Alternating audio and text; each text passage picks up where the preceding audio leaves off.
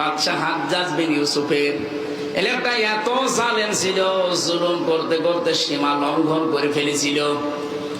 পাইক পেয়াদা যারা আছে তারা যে বলছে, বাদশাহ আপনার জন্য তো বাইরে যেতে পারছি না, আপনাকেও গালি দেয়, আমাদেরও গালি দেয়। বলছে গালি দেয় কে গো, আমি দেখবো। ছদ্মবেশ নিয়ে বাইরে গেছে, এক গ্রাম্য লোকের সাথে দেখা, ডাক দেয়া বলছে, বেটা বাদশাহ হাজ্জাজ বিন ইউসুফকে চেনো?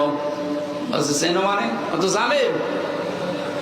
কে কে বললে? হ্যাঁ ও জালেম, ও জালেমের বাচ্চা জালেম। 2-3 বার জালেম বলার পর মেজাজ গেছে খারাপ হয়ে, ডাক দেয়া বলে, বেটা আমারে চেনো? বলছে না। আমি সে হাজ্জাজ। চিন্তা করছে আমার তো মাথা থাকবে না, মাথা নিচু করে বলছে, বাদশাহ নামদার আপনি কি আমারে চেনেন? বলছে না তো। যে আমি এই গ্রামের ওই লোক যার মাসে 2 দিন মাথা খারাপ হয়, আজকে তার পয়লা দিন। 2 দিন মাসে মাথা খারাপ হয়, আজকে পয়লা দিন, আর একদিন হবে। আমি পাগল ধরলাম এতক্ষণ ধরে। পাগল বলে ওই দিন বেশি গিস, তাছাড়া বাঁচার কথা ছিল। আমরা ওই 15.5 বছরে পাগল বলে বেশি। কথা বলছেন।